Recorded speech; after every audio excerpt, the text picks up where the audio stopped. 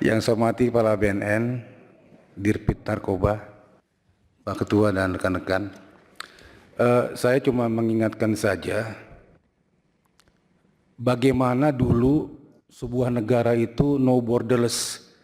Artinya negara besar, PBB bisa masuk sebuah negara tanpa sesuatu yang terjadi seperti peperangan ya. Yaitu isu demokrasi, hak asasi manusia dan lingkungan hidup. 3, negara lain bisa masuk satu negara, intervensi. Tapi kejadian kemarin di Venezuela ternyata narkoba juga bisa masuk gitu. Amerika menangkap Presiden Maduro. Kemudian kita lihat di Meksiko, luar biasa organisasi narkoba itu menjadi kekuatan yang vital, punya bala tentara, punya kendaraan lapis baja, punya senjata. Saya mungkin ingin satu saat kita ketemu di sini, Pak Kepala BNN dengan Dirpit Narkoba bisa menggambarkan anatomy of crime narkoba Indonesia seperti apa. Apa sudah separah itu atau di level mana ya? Kita ingin juga tahu bahaya narkoba di Indonesia itu sudah selevel apa. Apa mendekati yang di Meksiko, apa mendekati yang di Venezuela, apa negara lain, apa di Kolombia. Ya kan? Anatominya seperti apa? Jangan sampai kita sering ketemu tapi kita terlena. Ternyata mereka sudah menyusun kekuatan yang bisa mempengaruhi segala sektor seperti politik, sosial, budaya, ekonomi. Nah, ini nanti kalau kita ketemu lagi mungkin rekan-rekan bisa memberikan gambaran itu. Terima kasih Pak Ketua. Saya mungkin mempertegas saja. Jadi kalau urusan darurat narkoba kita sudah tiap saat dengarkan. Urusan penangkapan Indonesia dijadikan pusat bukan lagi peredaran tapi juga pabrik juga kita sudah sering, bahkan saya pernah mendampingi Kepala BNN di Bali. Tapi saya ingin juga dalam kesempatan ini memberikan apresiasi juga sama BNN maupun Barreskrim Polri, khususnya berkaitan dengan persoalan 2 minggu terakhir, 1 bulan terakhir ketika di dapil kami di Bali dilakukan penindakan, penggerebekan terhadap 3 hiburan malam, yaitu The Star, The NGO Living maupun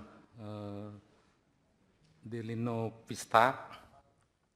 Yang tersangkanya juga sudah diumumkan walaupun ada yang sudah DPO karena mungkin sudah pergi ke luar negeri. Tapi prinsip kami memberikan apresiasi terhadap tindakan itu, tetapi itu tidak cukup ketika peredaran narkoba begitu masif. Orang menggunakan narkoba live TikTok, jadi luar biasa. Tapi tetap kami harus sampaikan apresiasi.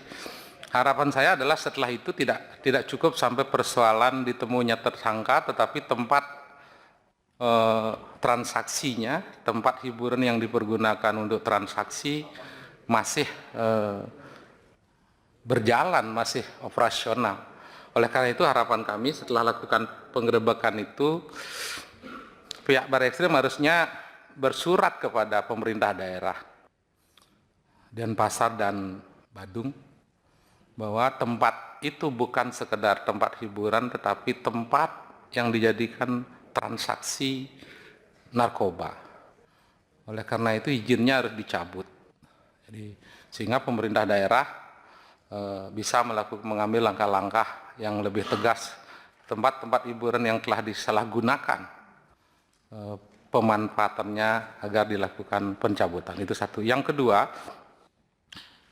dengan banyaknya hadir narkoba jenis baru dengan berbagai bentuk cara penyebarannya, dan yang terakhir adalah misalnya dengan menggunakan liquid yang dititipkan atau diinjeksi pada vape, itu masif karena aromanya yang harum, aromanya bau buah, bau wangi, itu seperti orang yang menggunakan bukan menggunakan karena dia santai begitu rupa.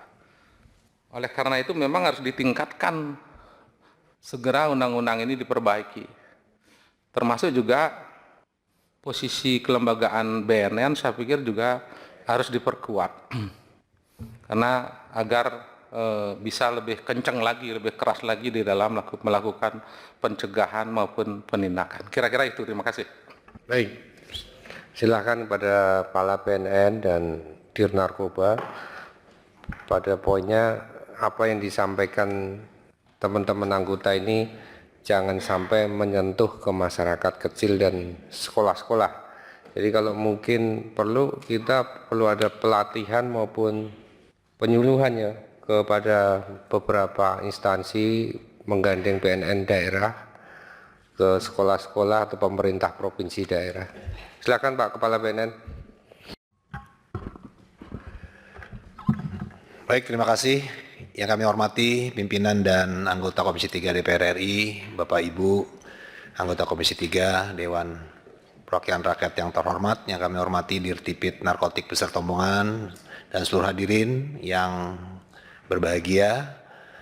Pada kesempatan yang baik ini, sekali lagi izinkan kami menyampaikan apresiasi yang setinggi-tingginya atas kesempatan yang diberikan kepada kami, sehingga kami dapat berperan aktif dalam memberikan usulan yang relevan atas RUU Narkopsi dan RDP yang dilaksanakan pada siang hari ini, tentunya menjadi bukti konkret atas terjalinnya sinergitas, perhatian, dan juga komitmen bersama dalam pembahasan rancangan undang-undang narkotika yang baru.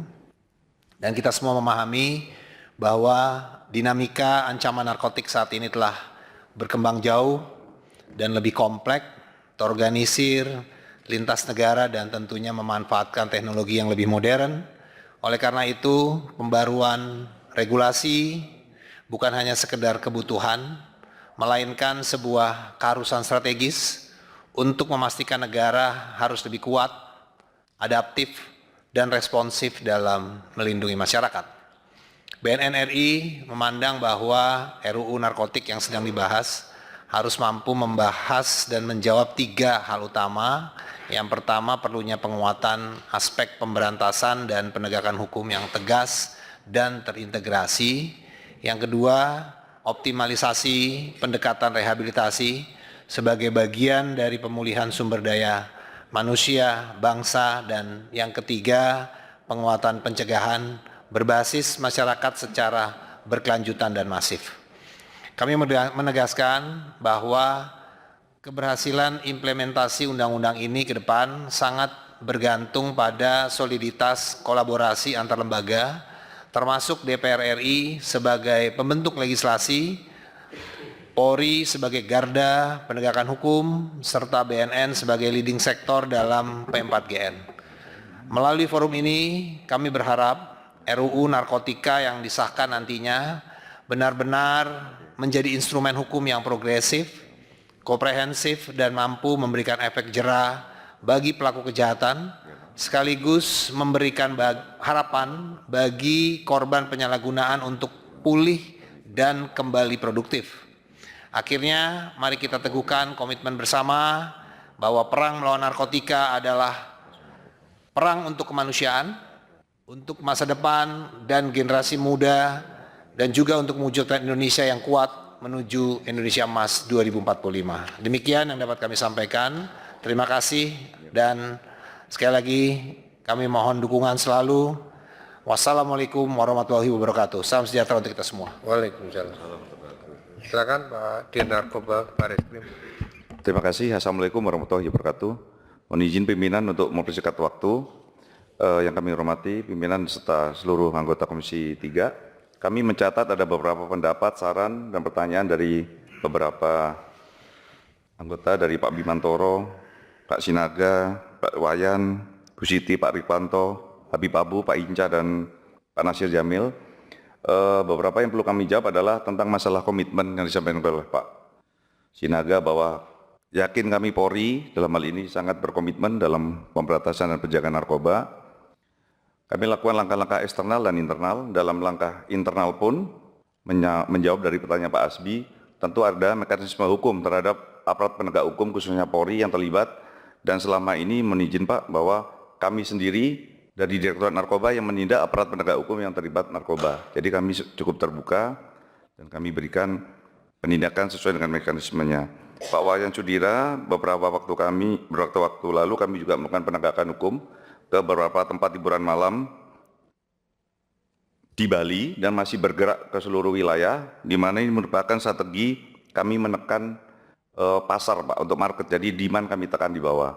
Tentu saja itu dengan transparansi, kemudian dengan scientific crime, dengan keterbukaan yang mana nanti seluruh tersangka akan kami hadirkan di sidang terbuka. Kami juga sudah melakukan bersurat ke pihak Pemda tingkat 1, tingkat 2, baik itu tidak hanya di Bali, Pak, kami melakukan penindakan salah satunya di Jakarta. Kemudian saya juga sangat terima kasih kepada usul Pak Nasir Jamil, kami sangat setuju, Pak, merubah dari hanya menangkap menjadi memiskinkan. Karena memang sementara ini, kalau kami menjawab dari pertanyaan Pak Rikwanto, mungkin tidak begitu seram seperti Venezuela, Bapak, tapi memang pasar di Indonesia itu sangat masif. Seperti yang Bu Siti sampaikan, overkapasitas mungkin bisa diatasi dengan perubahan undang-undang ini, Bu. Mungkin hanya itu yang bisa kami sampaikan, Bapak Pimpinan. Izin Pak Dede. Itu suratnya surat ke penutupan. Bukan, Pak. Jadi kami memberikan surat kepada Pemda 31 bahwa ada fakta kami melakukan penindakan terhadap tempat hiburan. Selanjutnya kami menyarankan untuk mengkaji ulang. Silakan. Jadi keputusan menutup atau tidak tempat hiburan malam adalah kewenangan dari pihak pemerintahan daerah, bukan dari pihak kepolisian. Kami hanya memberikan rekomendasi saja, Pak. Baik, terima kasih Bapak Pimpinan.